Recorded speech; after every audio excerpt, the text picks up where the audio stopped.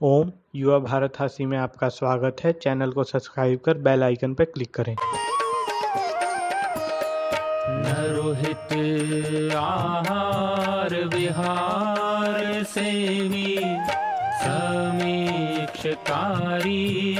विषये स्वसप्तः दाता समः सत्यपरः क्षमावान् आप्तोपसेवी च भवत्यरोगः।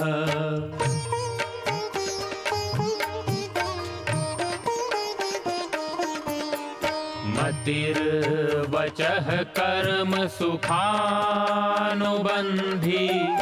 सत्वं विधेयं विशदा च बुद्धिः ज्ञानं तपः तत्परता च योगे यस्यास्ति तं नानुतपन्ति रोगाः।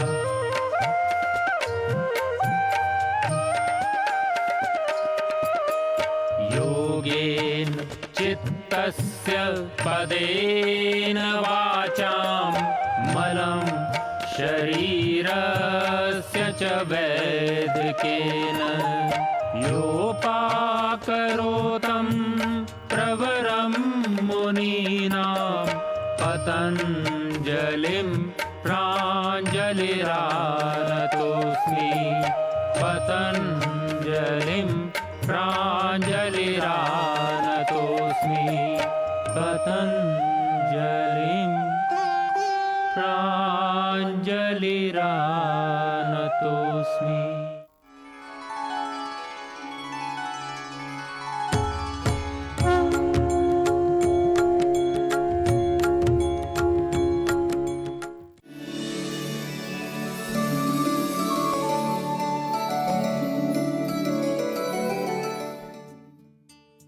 संपूर्ण स्वास्थ्य का जो विज्ञान है वह आयुर्वेद है।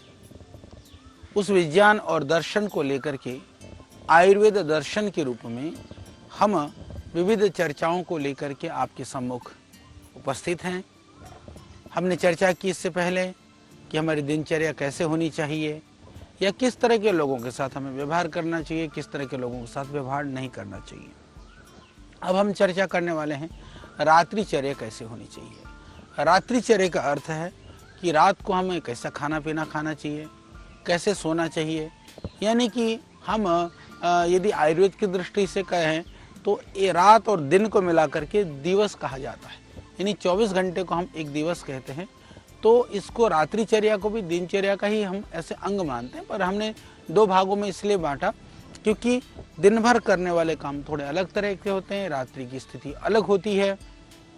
और जब आदमी दिन भर थक हार जाता है, काम कर लेता है, परिश्रम कर लेता है, तो फिर निद्रा की आवश्यकता होती है, विश्राम की जरूरत होती है। तो इसीलिए नींद या जो सोने की जो क्रिया होती है ना, उसी को ही हम रात्रिचर्या कहते हैं। या सबसे महत्वपूर्ण रात्रि में, क्योंकि विशेष कर करके नींद की महत्वपूर्ण चीज़ है जो रात्रि को ही हम प्राप्त करते हैं।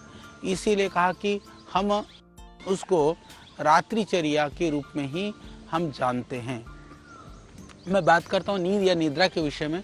हम सब जानते हैं कि शरीर को स्वस्थ बनाने के लिए, स्फूर्तिवान बना करके रखने के लिए नींद लेना बहुत ही ज़रूरी है। सारे दिन हमने काम कर लिया, हम सारा दिन शरीर से, मन से हम थक करके जब बिल्कुल एकदम निष्क्रिय हो जाते हैं, एक तरह से बिल्कुल शिथिल हो जाते हैं, तो नींद ही एक ऐसी चीज़ है कि हमको जा कर के पुनः शरीर को दोबारा काम करने के लिए तरोताज़ा कर देती है। यानी कि हमारी सारी जो ज्ञानेंद्रिय और कर्मेंद्रिया भी जब पूरी थक जाती हैं तो नींद की अवस्था में जो है व्यक्ति तब आता है। इस प्रकार वह स्थिति, मन का संपर्क ज्ञानेंद्रियों और कर्मेंद्रियों से टूट जाता है।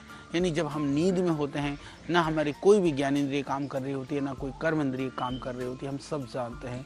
तो उसी को ही हम संस्कृत में या आयुर्वेद में इसको निद्रा, निद्रा यानी नींद, हिंदी में हम कहें तो नींद कहते हैं। तो इस स्थिति में शरीर कुछ काम तो लगातार चल रहा होता है, जैसे कि शरीर में श्वास लेना, छोड़ना, रक्त का जो संचार है शरीर के अंदर, ये सब चलते रहते हैं। ये यदि हम देखें तो बाकी जो शारीरिक जो बाह्य दुनिया आंतरिक दुनिया के कार्य तो चलते रहते हैं। शरीर श्वास भी ले रहा होता है, रक्त संचरण का कार्य होता है या पाचन क्रियाओं का कार्य होता है, सब कुछ लगातार चल रहा होता है। परंतु बाहर की कार्य जब रुक जाता है तो सब शरीर की जो ऊर्जा है वो ऊर्जा कम ऊर्जा खर्च हो जाती है और जो बची हुई ऊर्जा से हम ऐसा कहते हैं कि उससे बल बढ़ जाता है। इसीलिए यही कारण है कि जब आदमी सोने के बाद में, जब व्यक्ति जो है अपने को स्वस्थ, तरोताज़ा और बहुत ही एनर्जेटिक फील करता है, यानी उत्साह से युक्त अनुभव करने लगता है, तो इसलिए कहा कि सोने का समय कौन सा ठीक रहेगा। कहा सोने का समय तो रात का समय ही अनुकूल है। रात में ही शरीर का कफ दोष, मन का तमस दोष नींद लाने में सहायक होते हैं, क्योंकि रात्रि को कफ की वृद्धि होती है और जब मन में भी उस समय पर अंधकार होता है तो मन का भी जो तमोगुण है वो बढ़ता है, क्योंकि निद्रा को तमोगुण का पर्याय माना गया है। पर वो भी जरूरी है। रात्रि में अंधकार, शोर, इस तरह की चीज़ें भी, अंधकार होता है, शोर कम होता है और थोड़ी सी वातावरण में भी, क्योंकि सूर्योदय में दिन में जो गर्मी होती है, जो वातावरण होता है थोड़ा अलग रहता है, तो उस समय आयुर्वेद के हिसाब से दोष बढ़ जाते हैं। इसलिए अच्छी नींद आने में जो है रात्रि में ही सहायता मिलती है। इसलिए भगवान ने जो शरीर बनाया है वो भी इस तरह से बनाया है कि दिन में हम काम करें, रात्रि को हम विश्राम करें। सोने के लिए जरूरी है जिस बिस्तर पे रहते हैं, जैसे हमने कल भी कहा था कि बिस्तर ना तो बहुत मोटा भी नहीं होना चाहिए, बहुत थुलथुल भी नहीं होना चाहिए, बहुत कठोर भी नहीं होना चाहिए, आड़ा तिरछा भी नहीं होना चाहिए। एक लिमिट में ही वो सॉफ्ट हो और वो एक लेवल का हो, ये ध्यान रख लेना। सोते समय भी, क्योंकि उत्तर की तरफ सर करके सोना हमारे यहाँ उत्तम नहीं माना जाता है। आप बाकी दिशाओं में सर करके सोते हैं तो ठीक है। और ये ध्यान रखिए कि उस समय पर जो कमरा है, यदि, क्योंकि आजकल हम लोगों को, कई लोगों को छोटी छोटी जगहों पर रहना पड़ता है, उसी में ही आपको सोना है, उसी में रहना है, उसी में टेलीविज़न है, उसी में फ्रिज है, तो हमारा निवेदन है कि प्रयास करिए कि सोने के कमरे में फ्रीज तो ना हो, क्योंकि फ्रीज में से जो बाहर जो गैस निकलती है, जो गर्म जो हीट सिस्टम निकलता है वो बहुत ही खतरनाक है। तो किसी भी तरह से सोने के कमरे में फ्रीज तो होना ही नहीं चाहिए। फ्रीज तो चलिए आप रसोई घर में रखते हैं, पर कुछ कुछ जगह पर हमने देखा कि फ्रिज को भी कमरे के कोने में रख देते हैं। परंतु यदि आप टीवी तो प्रायः सभी घरों में लगभग कमरों में रहता है, रूम में रहता है, तो हमने देखा कि टेलीविज़न को बंद कर दीजिए और टेलीविज़न को सिर्फ रिमोट से बंद ना करें। रात को सोने से पहले मेन स्विच से ही टेलीविज़न को बंद करें, ये ज़रूरी है। क्योंकि यदि आप सिर्फ रिमोट से बंद करते हैं तो टेलीविज़न में से निकलने वाली जो रेंज होती है वो निकलती रहती है, वो आपके लिए बहुत ही खतरनाक है। इसी तरह से प्रयास करिए कि मोबाइल को भी अपने कमरे में मत रखिए। ये जब आप सोते हैं तो यदि रखना ही पड़े तो कम से कम आप 1 मीटर की दूरी 3 फुट से दूर रख लीजिए, तो ये ज़रूरी है। उससे अलग रख करके ही आपको सोना चाहिए, नहीं तो उसकी निकलने वाली जो रेंज होती है आपकी नींद को ख़राब करती है, आपको स्ट्रेस और डिप्रेशन को बढ़ाती हैं। ये बहुत ज़्यादा ध्यान रख लेना।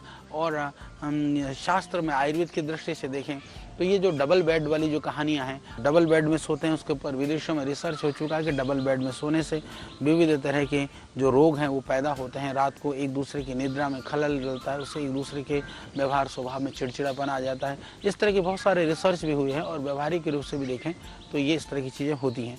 पर यथासंभव प्रयास करें कि हम अलग अलग बिस्तरों पर सोएं। नहीं संभव है तो फिर भी उसमें एक डिस्टेंस रह करके हमको सोना चाहिए।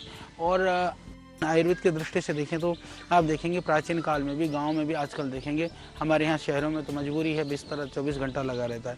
बेड को ना लपेटा जाता, ना उठाया जाता, ना समेटा जाता है।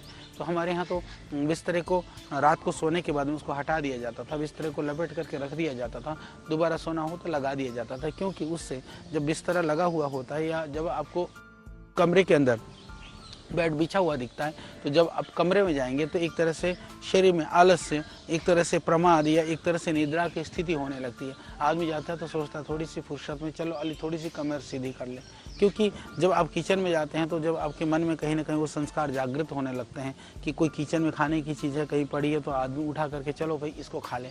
तो क्योंकि जहाँ पर जिस जगह पर जाते हैं, जिस कार्य के लिए जो जगह नियत है, उस जगह पर, उस जगह जाने पर वो कार्य का स्मरण होने लगता है, उस तरह के संस्कार जागृत होने लगते हैं। इसी तरह से यदि आप शौचालय में जाते हैं, थोड़ी सी आपकी थोड़ा भी आपको यदि यूरिन की इच्छा हो रही हो या शौच की इच्छा हो रही है तो वहाँ जा कर के थोड़ी इच्छा प्रबल होने लगती है। तो स्थान का प्रभाव है, ये बहुत ही महत्वपूर्ण है, इसको आप समझिए। तो उस स्थान के प्रभाव को ये महत्वपूर्ण भी है वहाँ जाकर के वो इच्छा होना, पर उस इच्छा को यदि आप दिन भर शौचालय में बैठे रहेंगे तो वो तो उचित नहीं है। ऐसे आप दिन भर बिस्तर में बैठे रहेंगे वो भी उचित नहीं है। तो ये यथासंभव और कुछ भी नहीं तो रात्रि को सोने के बाद में आप बिस्तर को नहीं लपेट सकते हैं तो एक निवेदन जरूर करूंगा। जिस तरह से आपने देखा होटल वगैरह में जब आप जाते हैं तो एक दिन में एक चादर अलग से बिछा देते हैं, उसके ऊपर ढक देते हैं। ऐसे घर में भी उस बिस्तर को ढक दीजिए। आप लपेट नहीं सकते, आप उठा नहीं सकते, कोई बात नहीं, उसको एक चद्दर डाल करके, एक मोटी सी खुरदुरी सी चद्दर से, जिससे उसमें धूल धक्कड़ भी ना आए और उससे आपकी जो बार बार सोने की इच्छा भी जागृत ना हो। और आयुर्वेद की दृष्टि से कहा कि सुबह शीघ्र उठना चाहिए, क्योंकि उठना बहुत ज़रूरी है।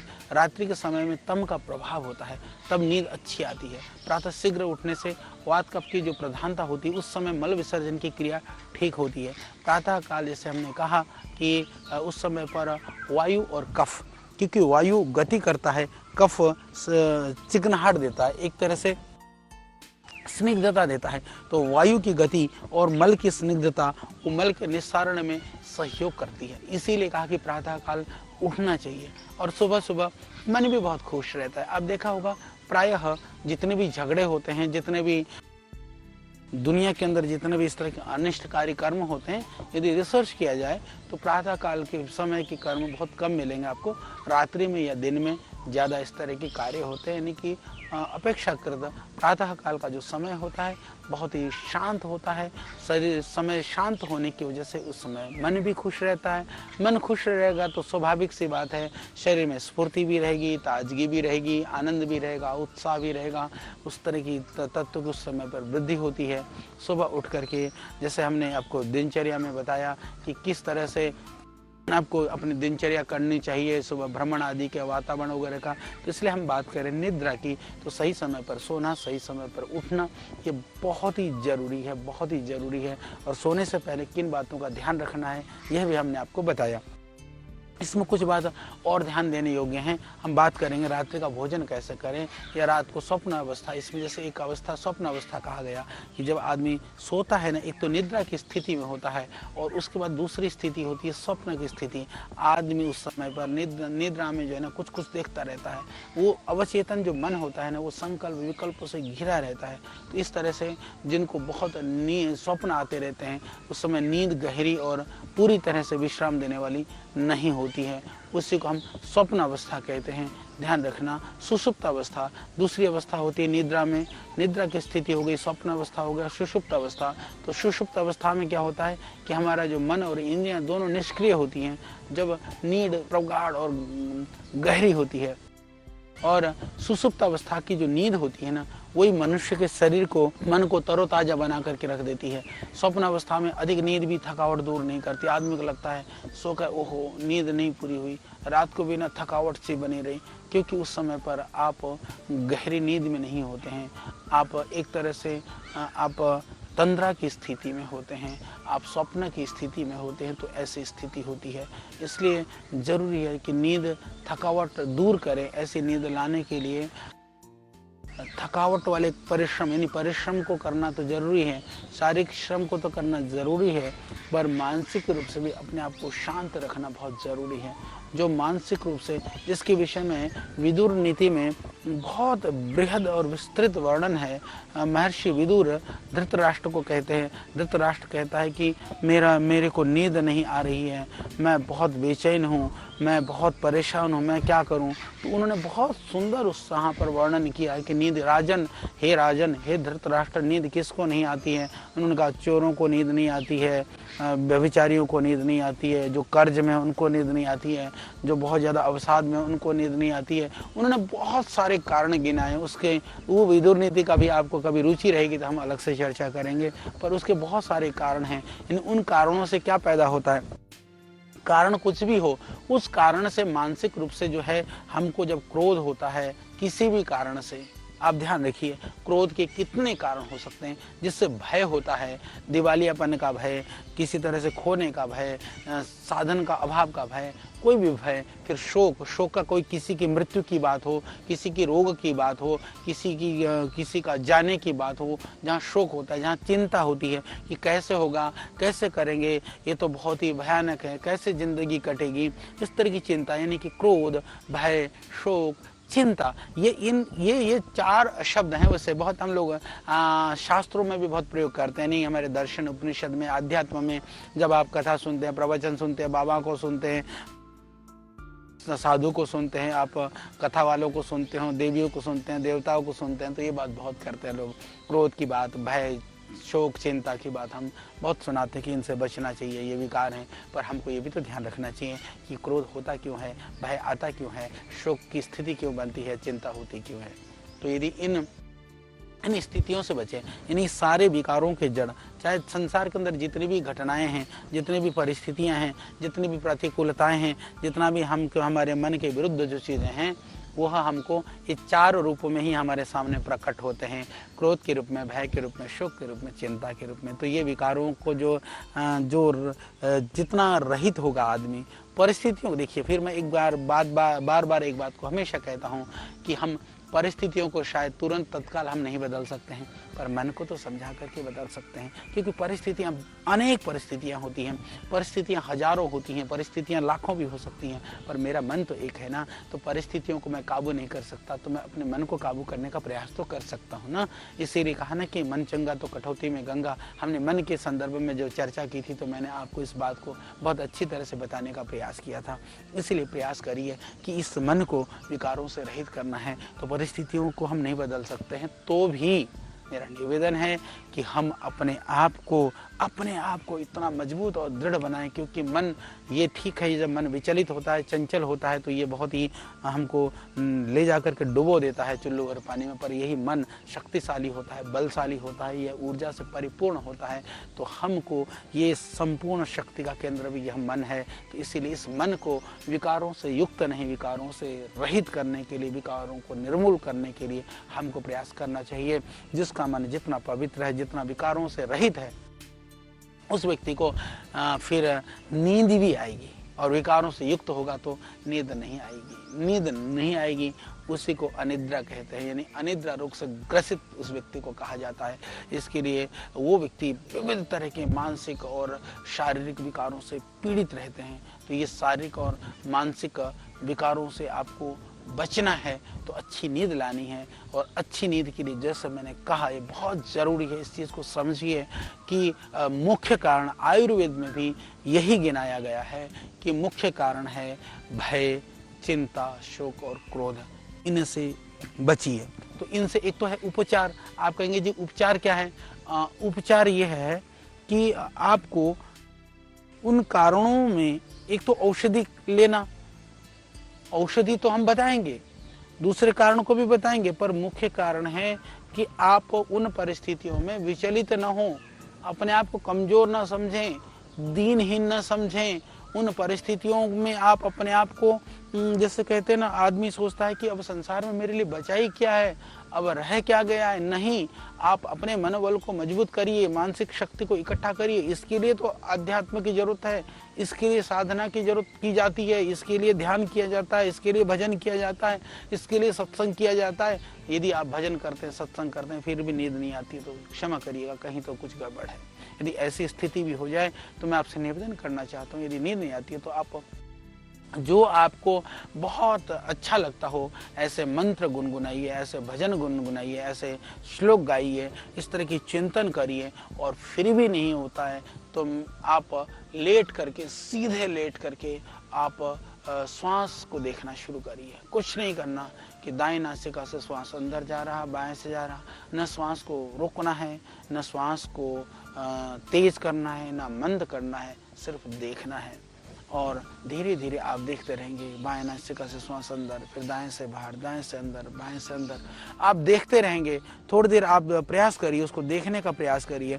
क्रम टूट जाएगा, थोड़ी देर में भूल जाएंगे, आपका मन कहीं इधर उधर हो जाएगा, फिर दोबारा आप ध्यान देना शुरू करिए। इस क्रम को थोड़ी देर आप करोगे तो आप देखोगे कि आपको नींद अच्छी तरह से आ जाएगी। कुछ लोग नींद नहीं आती है तो कहते हैं हम तो पढ़ते पढ़ते सोते हैं। क्षमा करिएगा, लेट करके बिल्कुल मत पढ़िएगा, ये हानिकारक है, आंखों के लिए हानिकारक है, मानसिक रूप से आपको ये नुकसान पहुंचाएगा। इसके लिए जरूरी है कि आपको लेट करके नहीं पढ़ना है और कम प्रकाश में नहीं पढ़ना है। और रात को सोते समय भी एक दो बातें मैं बताना चाहता हूँ। कमरे की जो लाइट है ना, कई लोग तो प्रकाश में ही सो जाते हैं, प्रकाश में नहीं सोना। आपको लाइट पूरी तरह से बुझा करके बिल्कुल आप जहाँ सोते हैं वहाँ प्रकाश रहित होना चाहिए, वो कमरा बिल्कुल एकदम अंधेरा होना चाहिए। ये इसके बाद में आप सोएं। तो इसलिए भय, चिंता, शोक, क्रोध को छोड़ करके आप फिर विश्राम की स्थिति में जाएं। इसके अतिरिक्त भी कुछ कारण जो है आयुर्वेद के अंदर गिनाए हैं। जैसे कि कहा कि जो व्यक्ति बहुत ज़्यादा दिन में काम कर रहा होता है, शरीर में बहुत ज़्यादा टूटन दर्द होता है, यानी कि एक सामर्थ्य से अधिक जो शारीरिक श्रम करता है, कई बार उससे भी नींद नहीं आती है। तो इसलिए ध्यान रखिए कि शारीरिक श्रम करना बहुत ज़रूरी है, पर शरीर का सामर्थ्य से ज़्यादा नहीं करना। यदि कर भी लिया हो तो रात को जैसे अपने घर में, परिवार में कोई आपके लिए सेवा करने वाला हो तो बहुत ही उत्तम है, नहीं है तो स्वयं भी थोड़ा तेल गर्म करिए और हल्के हाथ से धीरे धीरे मालिश करना शुरू कर दीजिए। पूरी शरीर में मालिश कर लीजिए। मालिश करके आराम से फिर रात्रि को आप तौलिया या कोई कपड़ा लेकर के धीरे धीरे उसको पोंछ लीजिए, जिससे बिस्तरा भी खराब ना हो, शरीर में चिपचिपा स्थिति ना बनी रहे। यदि आप करके सो जाते हैं तो निश्चित रूप से नींद आ जाएगी। दूसरी बात कहते हैं कि जिन लोगों ने जहाँ से शरीर में से रक्त निकल गया हो, यानी कि किसी तरह से हमारे शरीर में से रक्त ज़्यादा निकल जाता है, या जिस दिन आपने ब्लड डोनेट किया हो तो हो सकता है वो तो कभी कभी साल में ऐसे ब्लड डोनेट जरूर करना चाहिए। हम भी करते हैं, श्रद्धेय स्वामी जी भी करते हैं। तो कहा कि ज़्यादा रक्त निकल जाता है तो कभी कभी या कभी चोट घाव वगैरह लग जाता है, उससे भी गड़बड़ हो जाती है, उससे नींद कम आती है। या किसी के शरीर में बहुत ज़्यादा दर्द हो तो भी नींद कम आती है। जिसको ज़्यादा बलगम हो, खांसी खुर्रा करते रहते हैं लोग, रात भर सो नहीं पाते हैं, उससे भी कम आती है, उसकी भी चिकित्सा करनी चाहिए। अलग अलग स्थानों पर हम उसकी बात करेंगे, चर्चा करेंगे, आपको बताते रहेंगे। देखिए हमारा लक्ष्य इस बार आपको पूरा स्वस्थ बना करके हम दम लेंगे, आपको मानसिक रूप से स्वस्थ करेंगे, शारीरिक रूप से स्वस्थ करेंगे, और आयुर्वेद की जितने भी ज्ञान विज्ञान है उससे हम आपको जोड़ेंगे। इसी लक्ष्य के साथ में हम पूरी ताकत और ऊर्जा के साथ में लगे हैं। तो आप भी हमारे साथ जुड़े रहिए, बिल्कुल आपको हिलना नहीं है, आपको किसी तरह से इससे आपको अलग नहीं होना है, क्योंकि आयुर्वेद का यह ज्ञान, एक बार में लिया हुआ ज्ञान जीवन भर आएगा काम। इस काम से आप होंगे दिव्य मानव, दिव्यता की प्राप्ति के लिए, रोगों से निवृत्ति के लिए। इसको ध्यान रखिए। और बोले नींद और किस किस को नहीं आती है? जिसने बहुत ज़्यादा उपवास कर लिया हो। कभी कभी लोग जीरो फिगर के चक्कर में, कहीं किसी हम एक तरह से कहें कि भ्रम के चक्कर में भी बहुत उपवास कर लेते हैं। उपवास बहुत उत्तम क्रिया है, उपवास बहुत ज़रूरी है। उपवास की भी हम चर्चा करेंगे, आहार का, उपवास का, सब बातें समय पर हम बात करेंगे। अभी तो मैं इतना कहना चाहता हूँ कि उपवास जरूरी है, पर अति सर्वत्र वर्जित, अति उपवास नहीं करना चाहिए। उससे निद्रा खराब होती है, शरीर खराब होता है, हमारे रस रक्त शरीर के गड़बड़ हो जाते हैं। धूम्रपान, जो लोग बहुत धूम्रपान करते हैं, आयुर्वेद में औषधि धूम्रपान का कहीं कहीं पर विधान है, परंतु ये तंबाकू वाला, नशे वाला धूम्रपान का एकदम निषेध है। तो जो ज़्यादा धूम्रपान करते हैं, मुंह से बदबू आती है और एक तरह से जीभ काली, उनकी देखो होठ काले हो जाते हैं, मुंह काला हो जाता है, फिर भी आप पीते रहते हैं। क्या क्या उसमें स्वाद आता है? तो आपकी आदत भी पड़ गई है, तो छोड़ने का प्रयास करिए, योगासन करिए, प्राणायाम करिए, उससे छूट जाएगा। तो धूम्रपान करने से भी नींद कम हो जाती है। ध्यान रहे, धूम्रपान कम करिए। और इसी तरह से जो बिस्तर और स्थान है, कई बार स्थान परिवर्तन होने के बाद में भी नींद नहीं आती किसी को। तो उस स्थिति में आपको क्या करना है कि आप अपने जो भी वस्त्र है आपकी, जैसे मान ली माता बहनें हैं तो चुन्नी है, पुरुष है तो पगड़ी है, या कोई भी ऐसा कोई वस्त्र हो, तो आप कम से कम थोड़ा साफ सुथरा हो, या जो आप अपने साथ लेकर के चल रहे हैं तौलिया या चद्दर, उसको सिरहाने पर रख दिए। क्योंकि आपकी अपने देहगत जो खुशबू आती है तो उससे जो है ना आपको नींद आने लगती है। वो उसमें इतना ही कारण है, क्योंकि जो वहाँ पर जो बिस्तर में सोते हैं, कितना भी साफ सुथरा बिस्तरा हो, कभी कभी जो है नींद कम आती है। तो उस स्थिति में भी आपको क्या करना है? आपको इतना ही करना है कि जो आपके प्रयोग वाला वस्त्र है, तौलिया है आपका चद्दर है, कुछ भी जो आप साथ में लेकर के चल सकते हैं, आप लेकर के गए हैं तो उसको आप सिरहाने पर रख दीजिए, तो नींद जरूर आएगी, क्योंकि आपकी खुशबू आपको मिलेगी तो आपको नींद मिलेगी। इसके अतिरिक्त तो कई बार ऐसी स्थिति भी होती है कि आप कहीं मेहमान में जाते हैं, दूसरी जगह पर जाते हैं। हाँ ठीक है, जो संपन्न हैं, जिनके पास साधन है, जो 5 स्टार में 7 स्टार में ठहरते हैं, उनकी तो कहानी अलग है। वहाँ तो थोड़े साफ सुथरे बिस्तरे मिल जाते हैं। कभी आपको धर्मशाला में ठहरना, कभी आपको सामान्य होटल में ठहरना हो, तो कभी कभी ऐसा देखते हैं कि जो बिस्तरा है, जो उसका चद्दर है, बेडशीट है, न जाने उसमें कौन सोया होता है, कहाँ से उसके अंदर ऐसी ऐसी बदबू आती है। इतना ही नहीं, कई बार तो घरों में भी ऐसी स्थिति होती है। एक बार सत्य घटना मैं आपको बताना चाहता हूँ कि हम लोग भी कई बार जाते हैं, लोगों के घरों में ठहरते हैं, और वो सब लोग बहुत ध्यान रखते हैं, बड़े प्यार से उसके लिए हमारे लिए अच्छी व्यवस्था करने का प्रयास करते हैं। तो एक बार की घटना है, क्योंकि हम लोग प्रायः लोगों का आग्रह रहता है, बाहर होते हैं तो जैसे हमने कहा कि लोगों के परिवार में हमको ठहरना होता है, तो एक परिवार में हम गए, तो वहाँ पर हमने देखा कि उन्होंने कहा कि जी आचार्य जी आपको यहाँ सोना है। हमने कहा ठीक है। रात को जाकर बिस्तर में लेटे, तो जो जिनका परिवार, जिनका घर था या जिसका बिस्तरा था, जो उस दिन सोते थे, उन्होंने अपने दूसरी जगह सोए, हमको अपने बिस्तर पे सुलाया। उसके लिए तो हम बिल्कुल कृतज्ञ हैं कि लोग इतना प्यार करते हैं, भावनाएं हैं आप सबकी, जो भावनाओं के बलबूते पर हम जो ये सेवा का कार्य करते हैं, ये लोगों की भावनाओं के बलबूते पर ही तो जो आप हमारी भावना व्यक्त करते हैं, उसी ताकत से हम ऊर्जावान रहते हैं। इसके अतिरिक्त हमारे कोई अभिप्सा या इच्छा भी नहीं है। तो अपनी भावना में आपने बिस्तरा तो हमको दे दिया, पर उस बिस्तरे में, क्योंकि बाबा जी को कई तरह की बीमारियां थी, वृद्धावस्था की वजह से वो विविध तरह के एलोपैथिक गोलियां सेवन करते थे, बहुत तरह की गोलियां खाते थे। सच मानिए, हमको ऐसा लगा कि किसी दवाई की फैक्ट्री में हमको घुसा दिया गया है। रात भर एक क्षण के लिए भी नींद नहीं आई। फिर हमको तो हमारे पास तो ही अपनी धोती ने, एक धोती हमने नीचे लपेटा में लगाया, एक ऊपर लगाया, फिर हमने उसके बाद में वो उन बिस्तरे को थोड़ा सा छाती से नीचे करा, तो किसी तरह से थोड़ी देर के लिए नींद ली। तो इस तरह की कुछ घटनाएं हमको बहुत याद रहती है, तो ध्यान रहे। तो ऐसी स्थिति में आप वस्त्रों को, स्वच्छ वस्त्रों में ही सोएं, स्वच्छ वस्त्रों को ही बिछाएं, स्वच्छ वस्त्रों को ही ओढ़ें, ये बहुत ज़रूरी है। क्योंकि नींद, देखिए, निद्रा, भोजन और इसी से ही तो है जीवन। तो ये दो चीज़ सबसे ज़रूरी है, बहुत बेहतरीन होना।